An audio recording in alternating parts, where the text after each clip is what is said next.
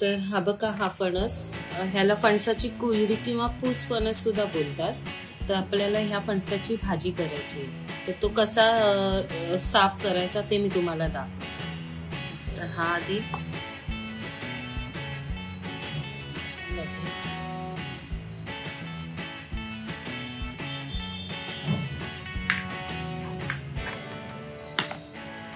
मध्ये कापून घेतलाय. याला चीक आहे हा बघा. आता असं इथे पेपर वरती ठेवते दोन्ही पण, म्हणजे थोडा त्याचा चीक गळून जाईल. आता ह्याचे आणखी तुकडे करून घ्यायचे.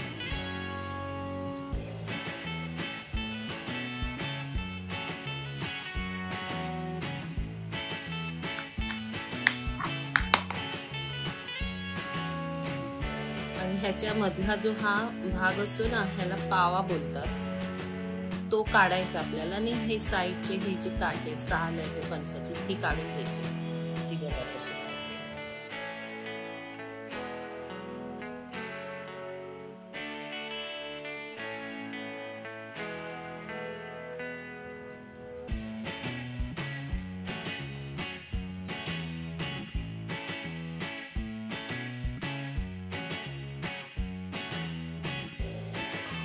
आता हे अशी मधून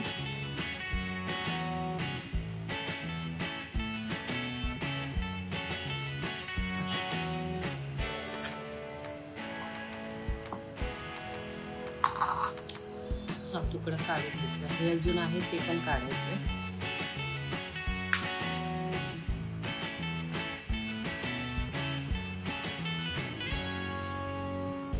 साल काढूया.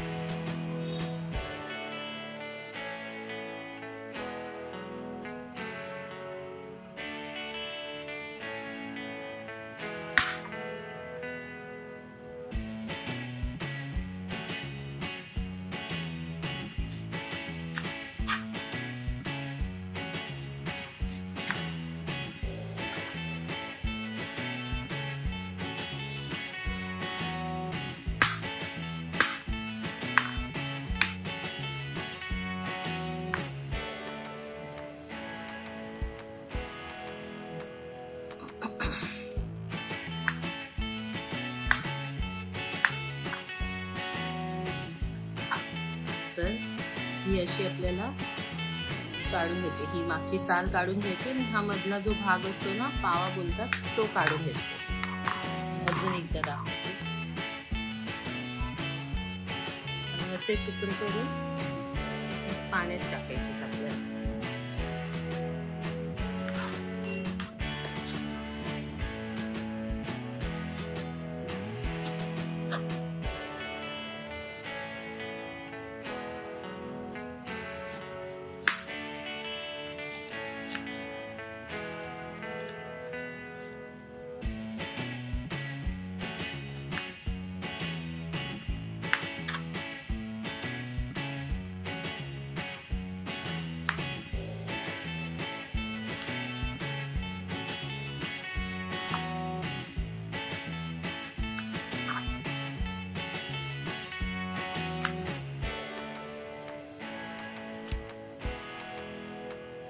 हे बघा अशा प्रकारे हे आपल्याला असे तुकडे करून घ्यायचे. आता हा जो फणस आहे ह्याला तो मी असे तुकडे करून घेते आणि मग ह्याची भाजी कशी करायची ते तुम्हाला दाखवते. आता हे बघा, ही आपली भाजी चिरून साफ करून झालेली आहे. ही आता चांगली धुवून घ्यायची आणि मग एवढंच पाणी घेऊन ह्या पाण्यामध्ये थोडंसं मीठ तेल घालून ती शिजायला ठेवायची. आणि आता ही भाजी चिरून झाल्यानंतर हा जो हाताला लागलेला चीक असतो ना, तो तेल लावून सगळं काढून घ्यायचं. हे बघा सुरीला पण हा चीक लागलेला आहे, त्याच्यावरती तेल घालायचं आणि ते काढून घ्यायचं.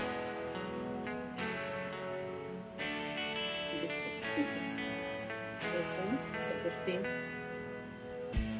चोळून घ्यायचं. सुरीला पण लावते. थोडा वेळ असंच ठेवून मग चांगलं साबणाने धुवून घ्यायचं म्हणजे हा सगळा चीक निघून जातो. चॉपिंग बोर्डला पण हा जो लागला ना त्याला पण मी तेल लावून ठेवते. मग हा सगळा आपोआपच निघून जाईल. हे बघा, हे स्वच्छ धुवून घेतलेलं आहे. ह्याच्यात पाणी घातलंय. आता मी ठेवते. थोडंसं तेल घालूया म्हणजे जो काही चीक राहिलेला असेल तो निघून जाईल. आणि मीठ घालूया. आता हे चांगलं शिजून देऊया. तर हे बघा, अशा प्रकारे हा फणस आपला शिजलेला आहे. आता हे ना असे तुकडे घ्यायचे ताटामध्ये आणि हाताने पटकन कुस्करले जातात. किंवा तुम्ही दगडाने सुद्धा चेचू शकतात आणि हे हाताने छान कुस्करले जातात. असे ते सुट्टे करून घ्यायचे तुकडे. हे थंड झालंय म्हणून मी हात घालते ह्याच्यात. हे बघा, हे अशा प्रकारे असे हे करून घ्यायचे, बारीक करून हातानेच कुस्करायची अशी. आता हे सगळे मी कुस्करून घेते आणि पुढची रेसिपी दाखवते. हाताने अशी हे करून घेतली, बारीक करून घेतली भाजी. आता त्याच्यासाठी लागणारं साहित्य हा बारीक कांदा, ही ठेचलेली लसूण, कढीपत्ता, कोथिंबीर आणि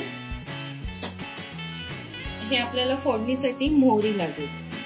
तर आता मी फोडणी घालते.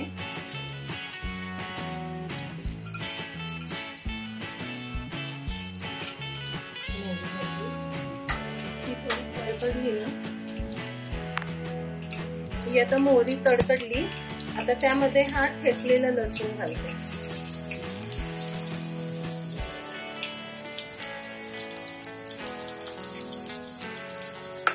यामध्ये तुम्ही ना काळे लांबडे तीळ येतात ना ते सुद्धा घालू शकता.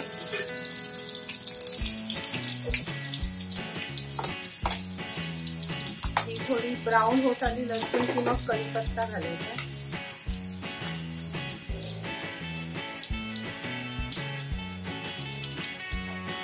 आता थोडा कढीपत्ता घालू.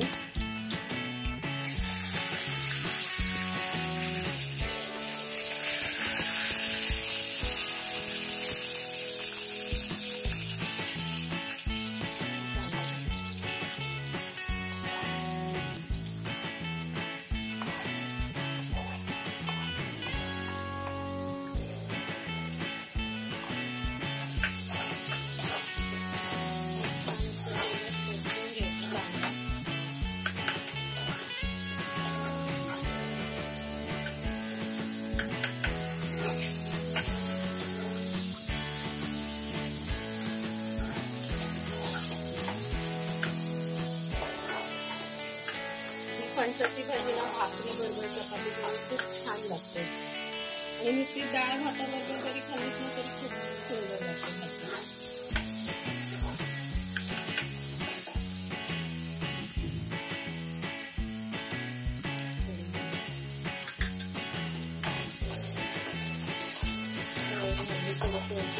कांदा आणि मग त्यात आपला मालवणी मसाला घालायचा.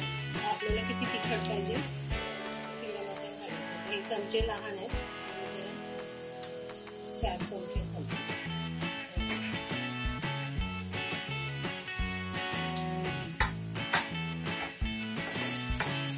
चांगलं तेलात परतलं.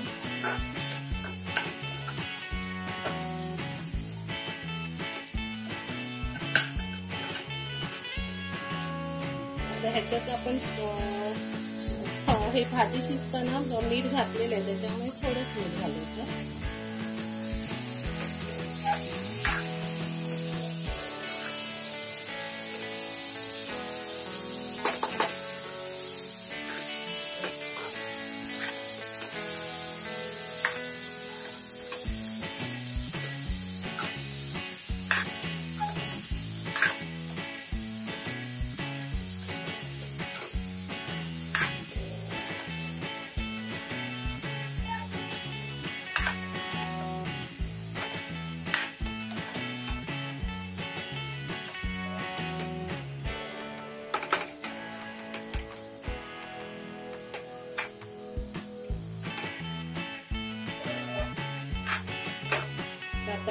थोडंसं मीठ घालायचं. आधी आपण ह्याच्यामध्ये मीठ घातलेलं.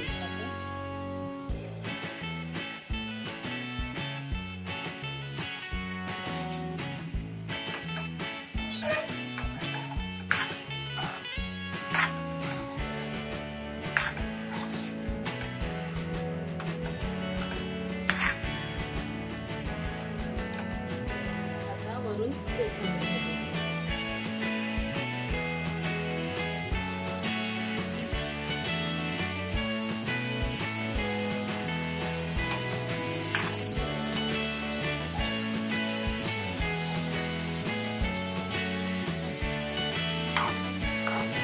ह्यात तुम्हाला खोबरं हवं तर तुम्ही खोबरंही घालू शकता किंवा नाही घातलं तरी चालेल.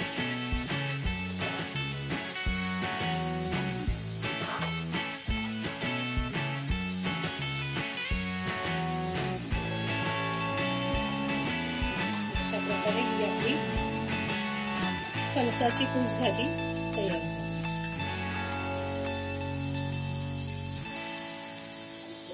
तर अशा प्रकारे ही आपली फणसाची पूस भाजी तयार आहे.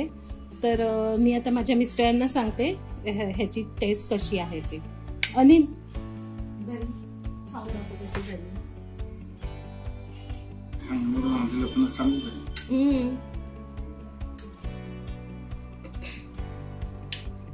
कशी आहे? एकदम मस्त. आणि फणस शेवटी गावचं आहे ना. मस्त गावचा फणस आहे. आता आम्ही अंगणवाडीला गेलेलो होतो. येताना गावावरून हा फणस आणलेला होता आम्ही. फणसाची भाजी खातोय. एकदम छान. पहिल्या फणसाची भाजी. तुम्ही पण या खायला मस्त. तुम्हाला हा व्हिडिओ कसा वाटला ते तुम्ही कमेंट बॉक्स मध्ये सांगा. तुम्ही आमच्या चॅनलला सबस्क्राईब करा.